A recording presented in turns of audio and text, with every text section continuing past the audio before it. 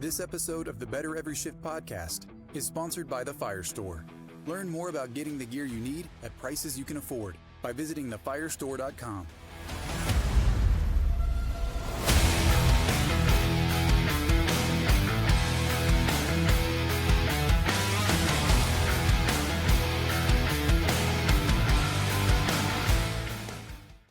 Hey everybody, welcome to the Better Every Shift podcast. My name is Aaron Zamzow. I'll be your host. I'm a fire officer in Wisconsin. I also write for Fire Rescue One, and I write for one of the best editors in the country world. I'm going to say, I call her the commander. It's Janelle Foskett, who is also with us today. How you doing, Commander? I'm doing great. How are you? I'm good. This is an AZ Talks AI to one of the best in the business. Our guest today is Chad Crouse, who is a battalion chief at St. Lucie County Fire District in Florida, who is also an AI. I'm going to say specialist. I'm not going to say genius yet because it's ever evolving. And I think you would probably agree with that. So first of all, welcome to the program, Chief. How you doing? I'm great. Thank you for having me. When you said expert, I was looking around and seeing if maybe somebody else had joined the show. Such an interesting thing to have a subject matter moving so fast that if you're out of town for a couple of weeks, it seems like maybe you've missed something. And it's also part of the challenge and just learning and every day. We talked about it earlier before we went live about just the value of being part of these to learn and see what other people are doing. And it truly, typical fire service, we're just asking each other like, hey, what are you doing? How's it working? And networks like this are a great opportunity to kind of see where you got to take your organization. Well, we've had quite a few episodes talking about AI. It's like EVs, right? All of a sudden you're like, electric vehicles, self-propelled vehicles, now they're here. And everybody's talking about AI. And of course, the fire service, we have to, learn how to integrate in new technologies. We have to stay up with the times, as we say, and you started your career, you've been in for a long time. You just moved back to the field, but you're the chair of the AI committee, part of the IAFC Technology Council.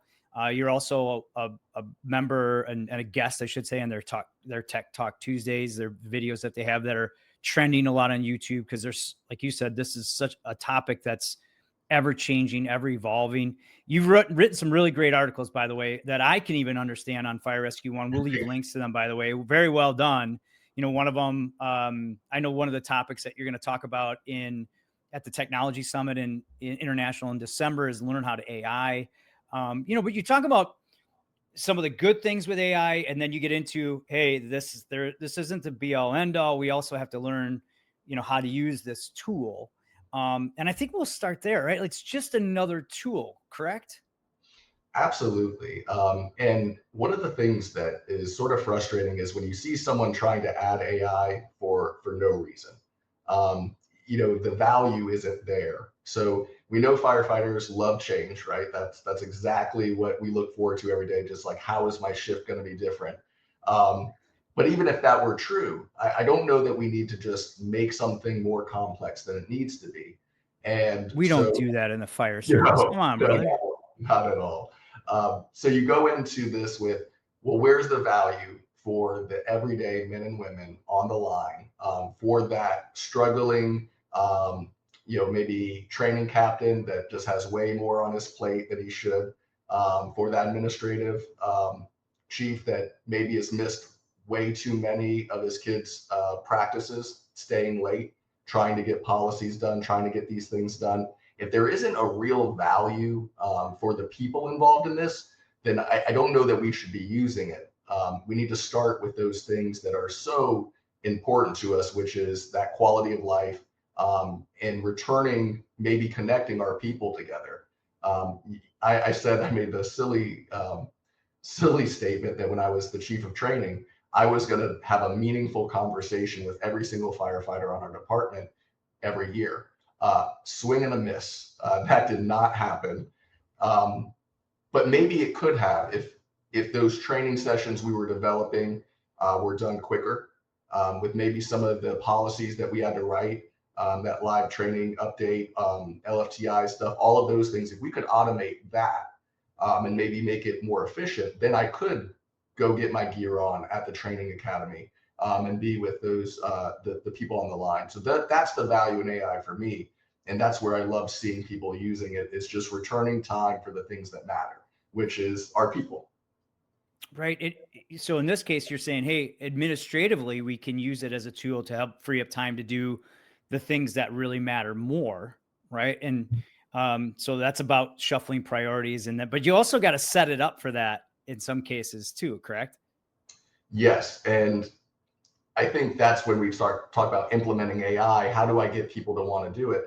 I think you find a pain point for them. One of the things in St. Lucie County, we had a process where we were accepting all of our permitting fees over the phone or in person by credit card machine or check. And I think we did over $3 million in permitting. The amount of time that our poor administrative secretary there was spending on the phone was incredible. And so we brought some technology in, and now the second the inspector is done, an invoice goes to email, they can pay automatic. Like what a game changer for that person. So technology for them was a win. When we take something that doesn't matter very much and tell you it's just going to be different for you and you have to do it this way and you don't see the results, then we're not setting people up for success in AI. We're making that negative first impression with the technology. And we know that once 6 seconds in, if we decide we don't like it, that is it for that. You might as well move on. There is no returning to that. So yeah, you do have to set it up. You do have to involve it. But it's really important to do it well, to really analyze what your people need, what the pain points are, and is AI going to fix it or make it more complicated? Yeah, and Chad, it's interesting because you recently moved from admin back into operations. So with that transition, I'm wondering what kind of perspective you're bringing to the battalion chiefs on your crew and the rest of your crew, and what, how that plays out. How can you translate that back to the line? Yeah, one of the things as a battalion chief that we like to do are these after actions. And I'll pull the recordings of the call. I'm looking at the fire incident report, and to think of going through that process, building a timeline, going ahead and analyzing everything, looking at that, making a presentation. You're talking about a day if you're really savvy. And honestly, depending on the calls coming in, it might be weeks, and now that call isn't fresh anymore. So lately, a little pet project of mine is being able to upload the WAV file from the radio transmissions, have AI analyze that, go ahead and put in the incident documentation, have it look at that, and it can get after action done. If you put the SOGs in and you do a little tweaking, it can get it to 70-80%. So now I can turn that around and really get those done in the morning. And if I wanted to take that whole set of information and drop it in something like Gamma, which creates presentations, that's really cheating, because then it'll build out some presentations, and then I can go and say who's training today. Where I can go to our training facility, see people. I can go by and make those station visits. I can talk to the crews. So operationally, there are things that are a zap for a battalion chief, time-wise, that we can kind of return to them, and then it's up to you what you do with that time. And I think most battalion chiefs would like to go see their people with it. And that's good for any size department. That could be on-call paid or volunteer department. I mean, how else have you seen it scale from small department to large departments? I think the small departments are the prime candidate for this, right?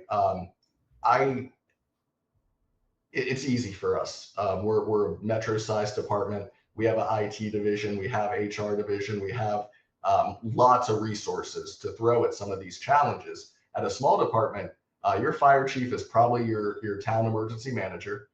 They're probably also having to look at their contracts.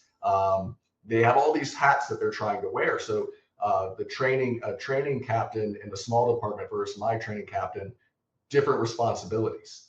So I think those small departments are really key for that. So developing protocols, developing policy, going through those things that are just those tedious time crunches that no one likes to do. There's a lot of custom built software that's out there, but really with just Gemini or Perplexity, Claude, ChatGPT, you can get a lot done from there as long as we start teaching people these key foundations of using AI, which is how to prompt correctly, how to make sure that you're that word that we all love, the AI sycophancy, how we're not just getting the right answer told to us because we feel good, but it's actually correct, and how to do things in a way that we're getting a good product, because AI is not right or wrong. It's just pattern matching, and it's always taking in, and you're always giving it more information to change how it works. One of the things that I talked about is when you're in ChatGPT, and we've all been there, we type something that goes, do you prefer this answer or this answer? Well, most of us go, I like the one, this sounds better, and I'll click it. You didn't really maybe evaluate on which one was more right or correct. You just, this one sounds better. That sends a signal back into the algorithm that I'm going to reward making you feel good, maybe more than I am about being right. So those challenges at the very core, AI is not it's a human challenge for the fire service. There's certainly things like connectivity, infrastructure, all of those things. But what's going to get us in trouble is not bringing up our human interaction with it, not training people early, getting them accustomed to all of the dangers that can come from it. Well, you mentioned the word tedious, which I think is one of the best places to start when we're thinking about how to use these tools, because it's important that we're not trying to use them to replace something that's more important for human, like true human feedback and connection, but it's more about those administrative, the tedious things. We don't want chat writing our policies top to bottom when it's important that there's a human perspective there. So what are some of the quote unquote tedious elements that smaller departments could start using or implementing, and into medium-sized departments too? So when I go to policy writing, and you'll hear me say getting 80% there, getting 90% there, that's sort of the understanding. So when I approach a policy, in my AI, I have an existing St. Lucie County fire policy. So it knows the format, the nomenclature, how we say and write things. And I'll tell it, review this for writing style and structure. You don't need to do anything with it. I just want you to know how to write the draft that I'm about to ask you moving forward. Then I'll find maybe 4 or 5 different departments that are the similar size and maybe response structure. I'm not going to go out and get NYFD. I'm not also going to go get a small volunteer department. I'm going to find relatively equal departments with equal resources. And I'm going to say, hey, review theirs, look for the consensus best practices, and then go ahead and draft me an outline in my style and structure. Mm-hmm. From there, AI is done for me. It's done its job. Now I'm going to go talk to the other battalion chiefs. I'm going to go talk to the administrative staff. I'll go, hey, what don't you like about it? What do you absolutely want to keep? I take that back. I may look at Florida statute. I may look at some different things and go, hey, can you go through and make sure that we meet all of these? Get some of that legal sort of thing. Is this 69A in state of Florida or 64J? All those policies and regulations that we have to abide by. Make sure it's current to that. But then to finish it, you're right. We have to make that human decision to say, is this good for us? Is this of value? Can we afford it? There's always trade-offs. So you're right. For that department, maybe getting to the 80% will free up a lot of time for them, because a lot of times they're just grabbing somebody else's and putting their name on it and hoping it's right. That's the reality of it. I think training is huge. One of the things you can do is you can take your SOG and you can take an article from Fire Rescue, and you can say, hey, go ahead and create me a 1 hour or maybe just a 1-page summary. You could put in a hyperlink from an article that you like and drop it in there and go, hey, can you just make sure that these don't conflict? That way you're not teaching something that isn't to your SOGs.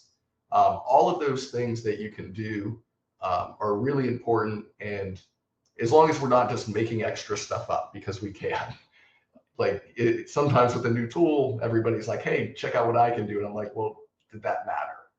Yeah. And that's the question. Do we care? Why? Especially with data.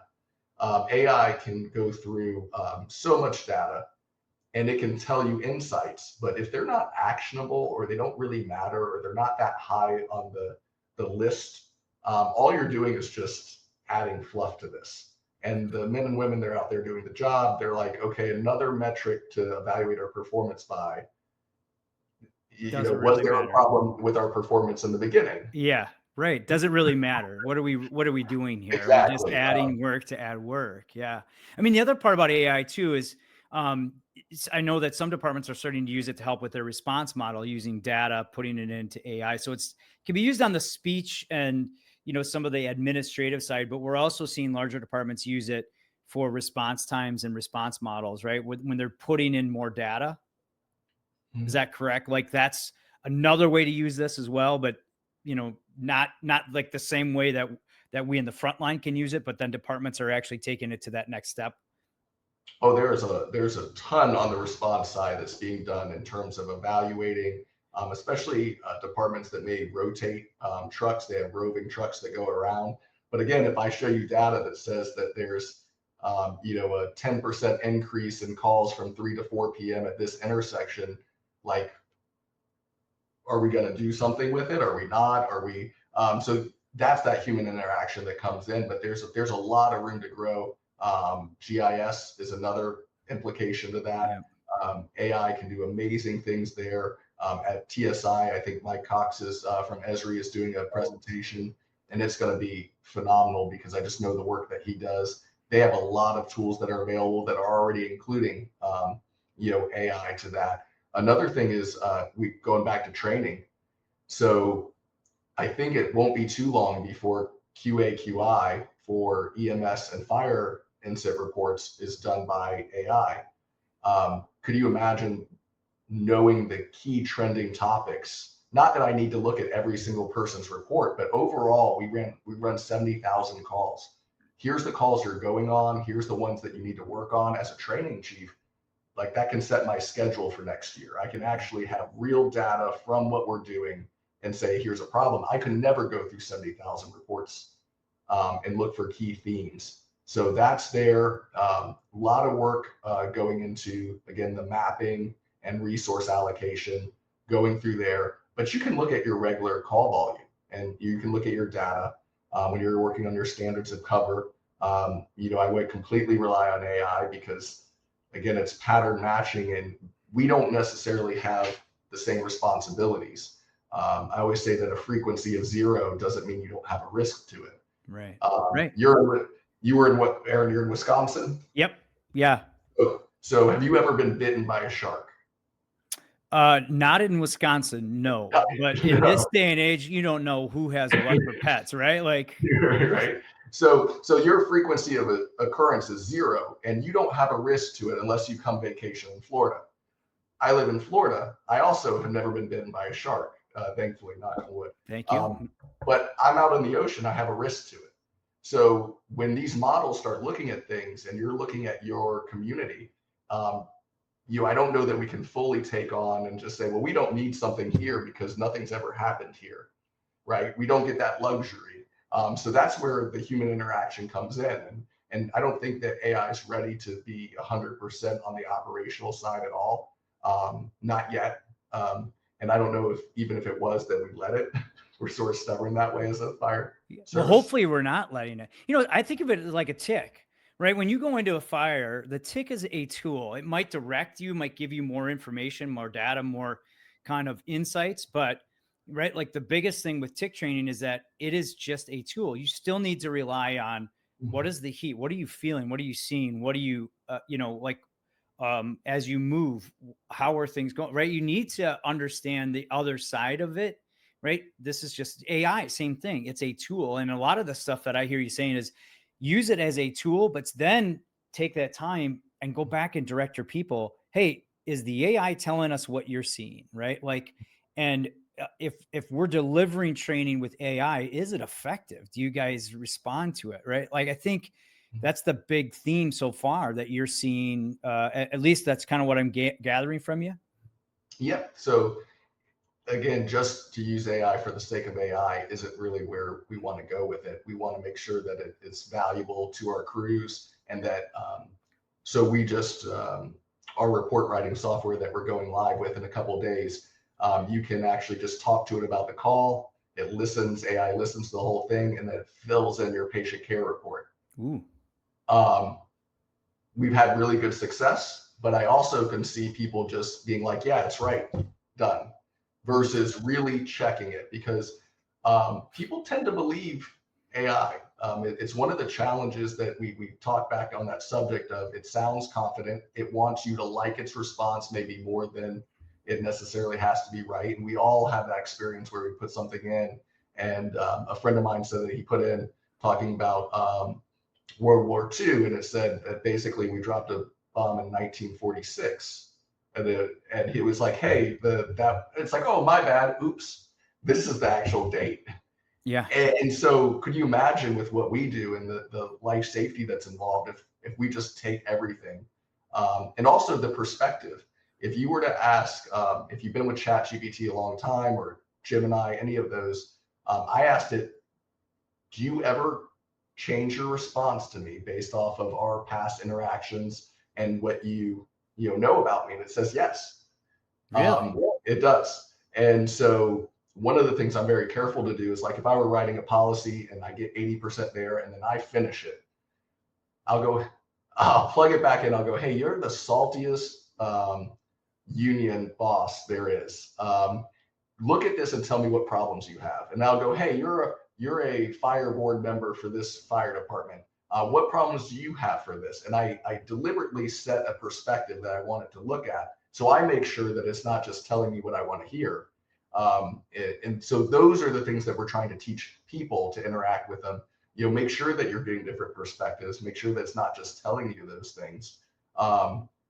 That's a human component is huge on this. Yeah. And I think that we're not training everybody well. We have a really good class at TSI, which is the basics. Cy from Microsoft, Scott Roseberry, they're going to be there with me, and we actually want you to bring your device with you so that you can work. That's the great thing about TSI, is it's not your typical conference. We want you to bring your laptop. We want you to sit down. We want to have deliverables, because a lot of times you hear the what and why. What is AI? Why is it important? We need to know the how. Like, how do you do this? What does actual success look like? You go back to leaders' intent. What are we doing? Why is it important? And what does success look like?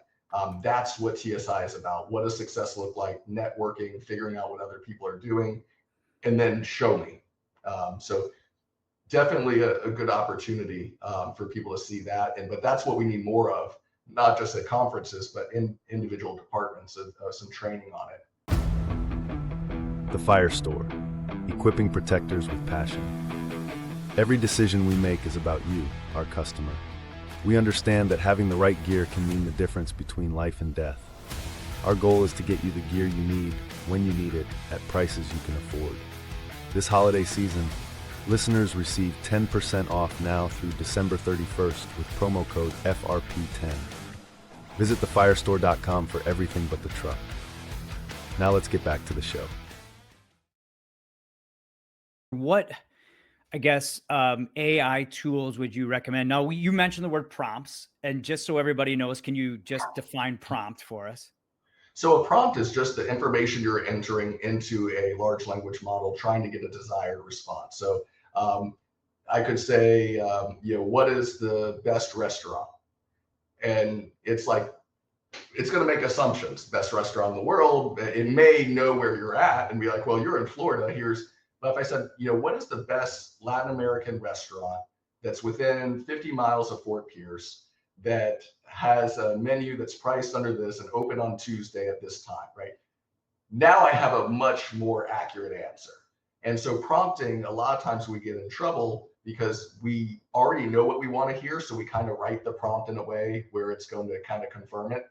And AI is really good at doing that. So there's going to be a prompting class there. And I think there's a couple training and articles that may come out, Janelle. I know we've been talking about Jim Brown has some training videos on prompt, and maybe that's going to come out for Friday. That'd be phenomenal, because it really is the basics, and then learning how it can deceive you and how to look for those things that are different. You know, you had mentioned earlier that you'll put in, look at this document or look at this policy in the eyes of someone else, right? To try to get different things. And that's prompting it to do, AI to not just give you the answer you want, but like give you a better idea and picture. And you had mentioned another word, sycophancy. So, you know what? You're allowed to just throw it any way you want. Sycophancy, sycophanatic. Yes, I'm saying sycophancy, and describe that, to just define that, because people are going to start hearing that word a lot more, I think. It is, and so in a nutshell, that is AI's, a negative trait in AI, that it wants you to like its answer. If you think about how it's trained, we're constantly getting feedback in that system. And depending on how the language model is trained and how it's valued, it can come to a point where it thinks getting you an answer you like is more important necessarily than maybe being accurate.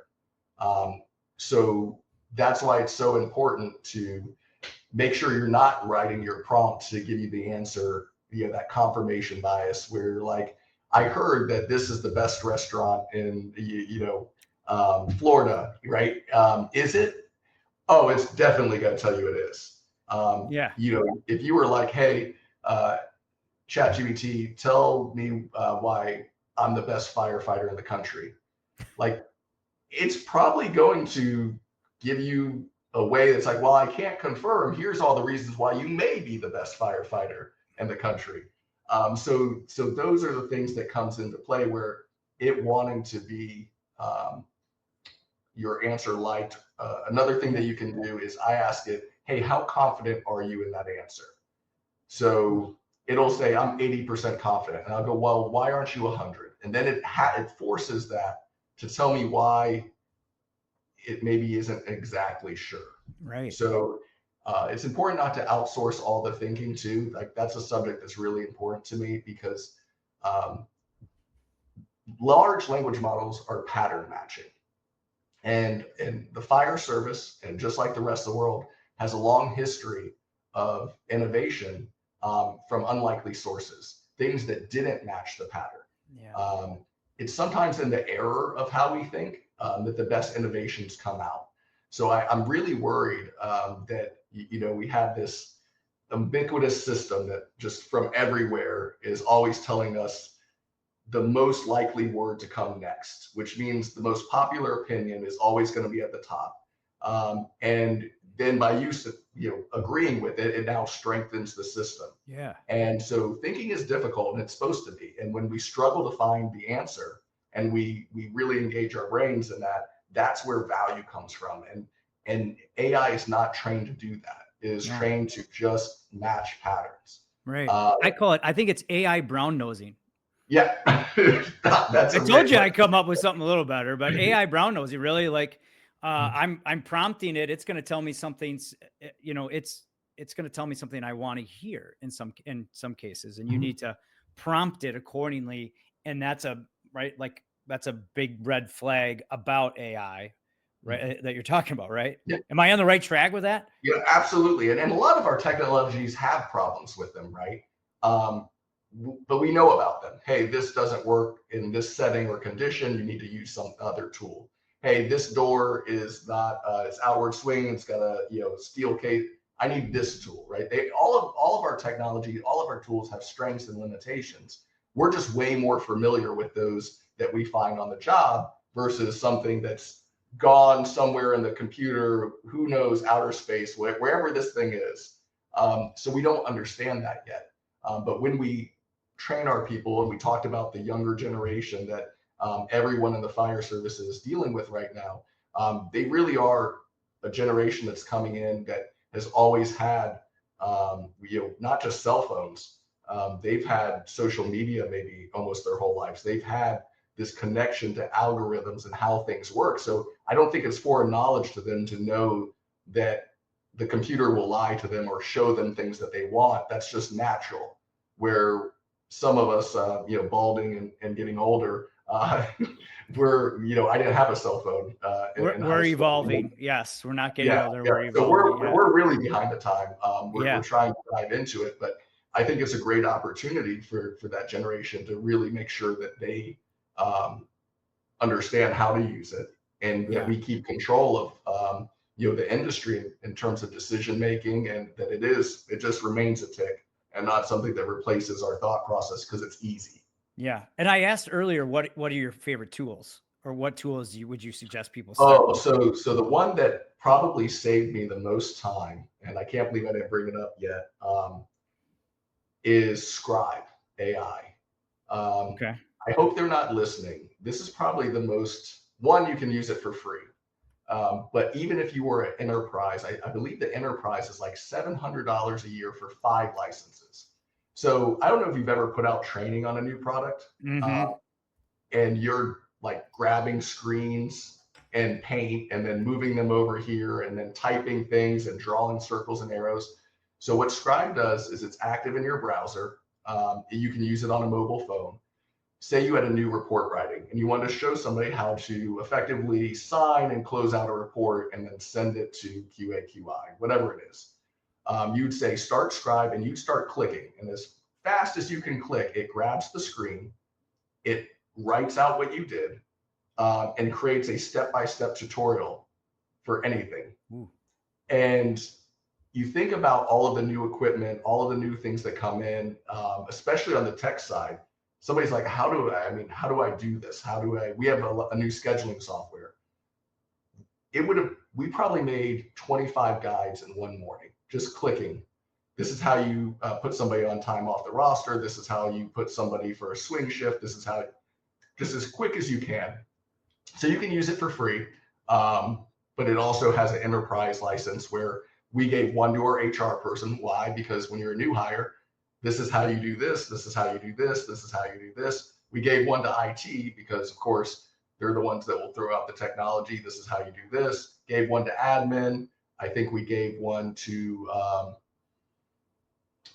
our software engineers. We have a position called a assistant software engineer. They're paramedics that were on the line, but now they're techie, and they go and really help our people, our end users, do that, work with the software. So that's a great one. If you're in training and you have to give a lot of presentations, I talked about Gamma. Gamma is amazing to get you there. The pictures, I agree, are a little off. They're AI generated. All you have to do is just change picture and put in your own. It's still really hard to make AI generated images that match the fire service. They're creepy. Yeah, they're still creepy. I'm sorry. It's like, they try too hard. Gemini, ChatGPT. So I have all of them. Okay. I really like ChatGPT with its custom AI agents. I like Gemini more in that I think its safety boundaries are a little bit better. I really do. Not that to pick one or the other. I love both products. I like Google, and when you start talking about small departments, Google is an amazing platform as a workspace. You think about what they have and how relatively inexpensive it is. Gemini is great. I think the safety measures on it are very, very good. It just depends on what you're doing. I would say that those two are leading it, but Claude is great. Perplexity is another one. So they all have free versions. I would go in and look at it and just say which one, not because you like the answer, but which one is working best for what you're asking it to do, and go from there. I do feel like sometimes with Gemini, I look at the answer, I'm like, well, that didn't make me feel all warm and fuzzy. But it was very direct. It's not AI brown nosing as much. No. So, and with Gemini, I believe with the paid version, you can actually open up the video on your phone, and it can do some crazy things there. We use VO to make some scene size up videos for training. And Janella, actually, I'll get you a link to an AI agent that departments can try out Jim Brown built it, where it actually asks you all the questions you need for your scene size up video, and then it produces it in the format that VO needs to make the video for you. It's learning as it goes. So the more people that try it get feedback. But those are the things that where you used to use Fire Studio 6 or 7 or one of those platforms, and you're taking pictures and adding fire. Now you can say, show me a 2-story apartment complex with heavy fire from side A, shot from the view of the company officer, pan the building left to right. And you get this amazing quick clip that you can go, hey, give me a size up off of that. And we could just keep doing that. So that's training that would matter, that you can then take it, make it, and you can sit down with your firefighter and go, hey, I know you're getting ready to step up into the officer position. Let's do some training.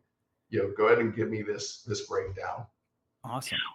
Well, one thing that's interesting is just thinking about the balance, right? The mindset. Like I've seen people say things like, oh, I didn't, I think you even said earlier, you used the word cheat, like, oh, that's cheating, but it's all about the mindset, right? Sometimes, I've seen people say that they didn't want to admit that they used chat to help them with something. And then someone else might say, no, like if you're not using chat to use it, that's the problem, And so some of it's just in this mindset shift of making sure crews and workers know the appropriate times and places to use it. I think the only time AI is cheating is when you're outsourcing your responsibility in the assignment to it. Yes. If I go and make a policy and go, here you go, this is our policy on electric vehicles. The first time I tried to write an SOG using AI, obviously electric vehicles were relatively new. I put it in there. It told me as one of the steps to put my hand on the chassis to check to see if it was energized. Right? I was like, that doesn't sound right. Yeah. Rookie, here we go. Newbie. So from that point, my responsibility was to review that, make sure that this makes sense for us. So if you're outsourcing that to AI, you're absolutely in the wrong, and that's not what we should be doing. If you're using it to get you a format, a structure, and honestly, we miss things, right? When I'd see it and it puts something in SOG, I go, oh, that's a good point, right? We're not infallible as humans. So if it can recognize something that's missing from ours, and then now I can incorporate it, I feel like you're doing a disservice if you're not using AI for that, because and really the perspective, the biggest thing for me was those different perspectives, because as much as you want to sit in the shoes of someone else when you're evaluating a policy, AI is going to do a way better job of that. So when you start going like, well, how's the line going to react to this policy? Tell it, hey, these are your concerns. These are things, pick it apart. Make a question and answer sheet for me on this policy, right? Frequently asked questions, but from this perspective. And a lot of times you can catch yourself going like, maybe this is off. This is a better balance. And you can correct it before it ever goes out for anybody to review. So there's a responsibility. AI might take you longer in some cases to do some work because you really have to dive into it. You have to do a lot of research. It's just getting you there faster. You still need to know what you're talking about, that you're asking about, right? You have to still do the research, what you said. And, and through all your work, by the way, thanks. This is we could actually talk about AI all day, and then we could do it next week, because a lot of that would change, right? Like it's changing so quickly. So thanks so much, Chief, for all the insights. I think you've given us a lot of tools already. Are there any two other tools or prompts or kind of things that you've learned that you really think would be beneficial for everybody in the fire service to know or use? I think the one prompt that we briefly discussed is asking it the percentage confidence that it is in its response to you. And then go, well, look at that, because that is the opposing view to it. We talked about it's confirming things and pattern recognition. Make it go out of the pattern and find something different away from it. And that's a prompt. You can figure out that. Always give me the opposing view after you give me your response. That prompt to get some sort of objective nature, you'll have to remind it, because mine will do it for maybe a couple of days, and the next thing I'll know, I go, hey, where's the percentage confidence? And it's like, oh yeah, here you go. So you do have to remind it. I think the most important thing that, I know we're closing here is we have this amazing opportunity, right? And we've missed out on this before. We had the internet and it was going to make our life better. And certainly it has. But we also are probably checking our email when we should be with our families or with our friends. Then we had this cell phone revolution, and now I can literally work from home on that cell phone. But I'm also connected to it, and probably when I should be looking up at this or that, I'm on it because there's this need to be connected to this technology. AI, and I don't believe we're going to do it well.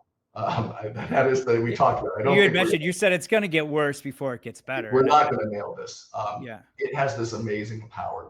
We're busy as professionals in this, particularly your administrative staff and your men and women on the line. If we can return time to ourselves, we have to make sure that we balance it.